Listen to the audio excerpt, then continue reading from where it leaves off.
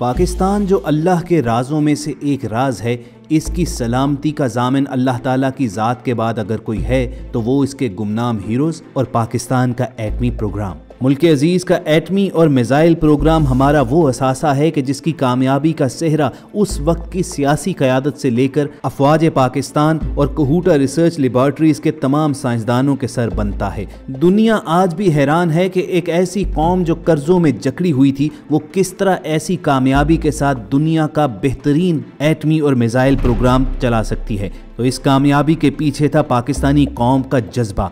Directly indirectly Pakistan को मजबूत बनाने के लिए हर पाकिस्तानी ने अपना हिस्सा डाला था। और हम सब की आज की वीडियो में आपको एक इंतहाई खूबसूरत दास्तान सुनाएंगे, जिससे आपको मालूम होगा कि पाकिस्तान के एटमी प्रोग्राम में गुजरावाला के एक लोहार का क्या अहम किरदार रहा है। डॉक्टर अब्दुल कदीर खान जब एटमी प्रोग्राम में एक मुश्किल का शिकार हुए तो वो कौन लोहार था और उसने डॉक्टर अब्दुल कदीर खान की किस तरह मदद की, ये आपको तफसील से बताएंगे। लेकिन आगे बढ़ने से पहले रेड बटन पर क्लिक करके और बेल आइकॉन को प्रेस करके हम सबके सब्सक्राइबर जरूर बनिए, ताकि ऐसी इंटरेस्टिंग वीडियोस आपको फ्यूचर में भी मिलती रहें। पाकिस्तान का एटमी प्रोग्राम 1972 में मुनीर अहमद खान की सरबराही में शुरू हुआ और पहला काम पाकिस्तानी साइंसदानों ने एटमी ईंधन की तैयारी के लिए कारआमद ताबकार मवाद बनाने वाली मशीन गैस सेंट्रीफ्यूज पर तहकीक से शुरू किया। ये मशीन मधानी के असूल पर काम करती है, जैसे मधानी दूध में से मक्खन निकालती है। गैस सेंट्रीफ्यूज ताबकार मवाद को इंतहाई तेजी से गोल सिलेंडर के अंदर घुमाकर कारआमद और गैर कारआमद एटमों को अलग करती है। मशीन जितना तेजी से घूमेगी उतना अच्छा काम करेगी। पाकिस्तानी साइंसदान GA आलम ने अपने तौर पर 1975 में गैस सेंट्रीफ्यूज बनाकर 30,000 चक्कर फी मिनट पर घुमा ली। GA आलम ने पहले कभी ये मशीन नहीं देखी थी, सिर्फ अपनी किताबी मालूमात पर इतनी पेचीदा मशीन बनाकर कामयाबी से चलाई। 1975 में डॉक्टर अब्दुल कदीर खान ने पाकिस्तान के एटमी प्रोग्राम में शमूलियत अख्तियार की। उसी साल उन्होंने GA आलम से मुलाकात की और उनकी बनाई हुई गैस सेंट्रीफ्यूज देखी। GA आलम का डिजाइन काम तो करता था, मगर फी मिनट 30,000 चक्कर नहायत कम थे। इस रफ्तार से एटमी ईंधन बनाने में बहुत तवील अरसा लग जाना था। साथ ही साथ रियाजीदान खलील कुरैशी की कैलकुलेशन रहनुमाई के लिए मौजूद थी और उसे देखते हुए हिसाब लगाया गया कि गैस सेंट्रीफ्यूज को कम से कम 60,000 RPM पे घुमाना पड़ेगा।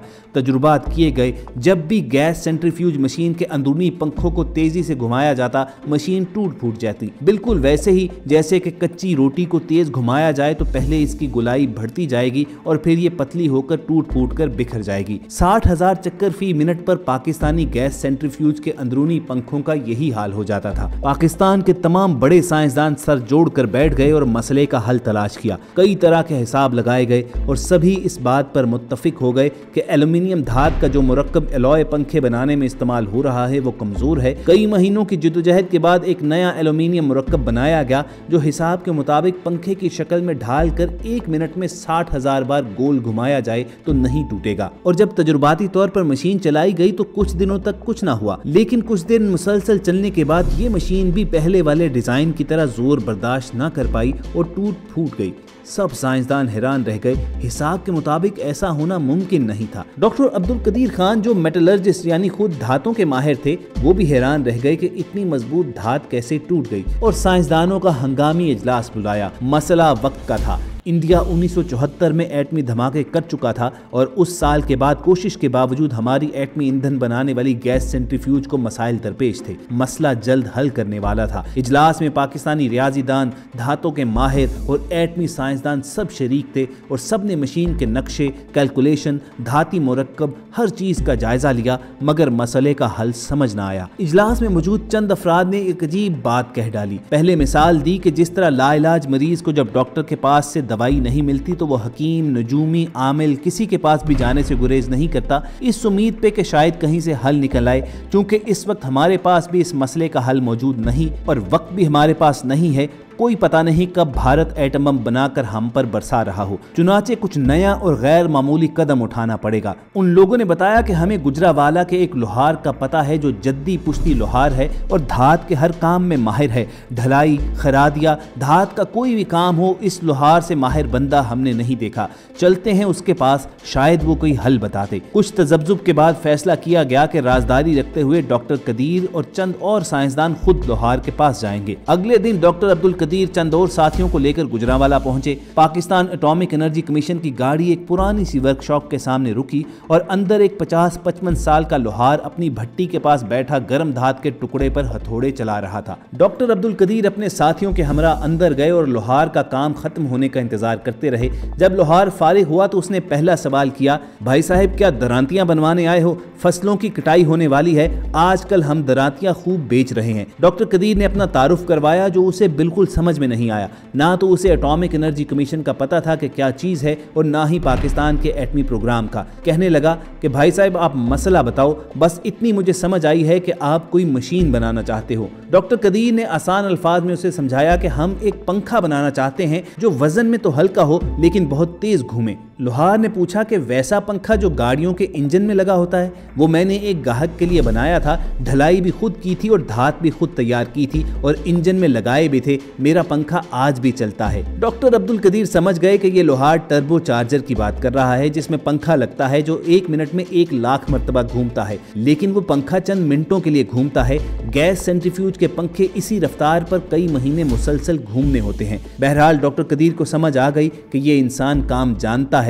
लोहार ने मजीद तफसील पूछी तो उसे बताया गया। लोहार थोड़ा सोचकर बोला, मुझे अपनी भट्टी पर ले जाओ जहां आप पंखा बनाते हो, मसला मैं वहां समझूंगा और उम्मीद है कि हल भी बताऊंगा। लोहार को उसी दिन एटॉमिक एनर्जी कमीशन की वर्कशॉप लाया गया जिधर फाउंड्री थी और धात पिघलाकर सांचों में ढालने का काम होता था। लोहार ने कहा कि उसे पहले बनाए गए पंखे दिखाए जाएं। एक नमूना उसे दिया गया। लोहार ने नमूने को गौर से देखा, फिर हथौड़ी से हल्का सा ठोका और आवाज सुनी। फिर कई बार ऐसा किया और हल्का सा मुस्कुरा दिया और कहा कि मुझे मसला समझ आ गया है। अब आप मेरे सामने एक पंखे की इसी तरह सांचे में ढलाई करें जैसे आप करते थे। शाम का वक्त हो चुका था और अमले को अपने अपने घरों को जाना था, लेकिन एटॉमिक एनर्जी कमीशन में एक लोहार को देखकर ये दिलचस्प सूरत हाल देखने के लिए अमला रुक गया और वर्कशॉप में एक छोटा सा हजूम लग गया जिसमें नए इंजीनियर भी शामिल थे और पुराने भी। धाती मुरक्कब को भट्टी में डालकर पिघलाया गया और लोहार के सामने सांचे में डाला गया। लोहार खड़ा देखता रहा, फिर बोला, मसला यह है कि आप सांचे में धात बहुत आहिस्ता डाल रहे हो ये रहा है कि सांचे में पहले जाने वाली पिघली धात ठंडी होती जा रही है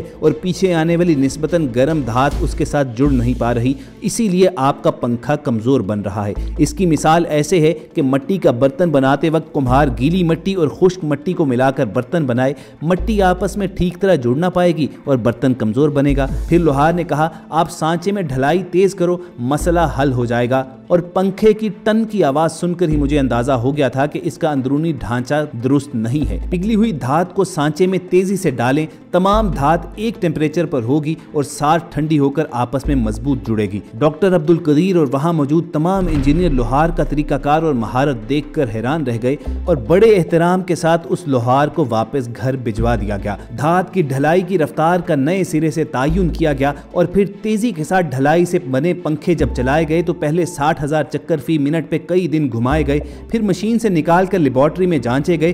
पंखे बेहतरीन शक्ल में थे और किसी किस्म के नुकसान या टूट फूट के शवाहिद ना मिले। डॉक्टर अब्दुल कदीर ने पंखे की मजबूती देखते हुए मशीन की रफ्तार और तेज करने का फैसला किया और पंखे 80,000 चक्कर फी मिनट पर घुमाए गए। फिर लेबोरेटरी में तज्जिया हुआ और 80,000 RPM पे भी पंखे बगैर नुकसान के चलते रहे। यूं पाकिस्तान की पहली गैस सेंट्रीफ्यूज का हतमी नक्शा बनाकर बड़े पैमाने पर पैदावार शुरू हुई। इस मशीन का सरकारी नाम पाकिस्तान 1 या P1 रखा गया, मगर एटॉमिक एनर्जी कमीशन के चंद नौजवान इंजीनियर्स ने इस लोहार की याद में उस मशीन को बाबे की मशीन कहना शुरू कर दिया।